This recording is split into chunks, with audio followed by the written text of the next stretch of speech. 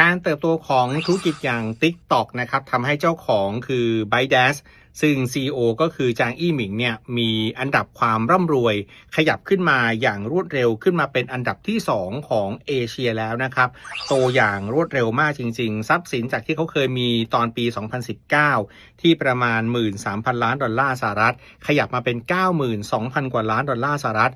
ภายในเวลาไม่กี่ปีแซงหน้าใครต่อใครขึ้นมาเป็นเบอร์2ของเอเชียและแนวโน้มถ้า ByteDance ยังเติบโตแบบนี้ต่อไปก็ไม่แน่ครับการขึ้นมาเป็นเบอร์1ของเอเชียก็อาจจะไม่ใช่เรื่องยากเช่นเดียวกันและสิ่งที่น่าสนใจตอนนี้ก็คือ ByteDance ไม่ได้มีแค่ TikTok เป็นพระเอกนะครับแต่ว่า AI คือสิ่งที่ ByteDance ต้องการจะไปถึงเพราะว่ามีการลงทุนเรื่องที่เกี่ยวข้องกับ AI มากถึงประมาณหลายพันล้าน70,000 กว่าล้านดอลลาร์สหรัฐในปีนี้ครับสะท้อนว่าไม่ได้ต้องการเป็นเจ้าของ TikTok เพียงแค่อย่างเดียวแล้วแต่มองว่า AI คืออนาคตถ้าหากว่าบริษัทยักษ์ใหญ่ของจีนอย่าง ByteDance สามารถเติบโตทำ AI ให้ประสบความสำเร็จแล้วแข่งขันกับยักษ์ใหญ่ในสหรัฐอเมริกาได้โอกาสที่เขาจะขึ้นมาเป็นมหาอำนาจเป็นมหาเศรษฐีอันดับ1ของโลกก็มีความเป็นไปได้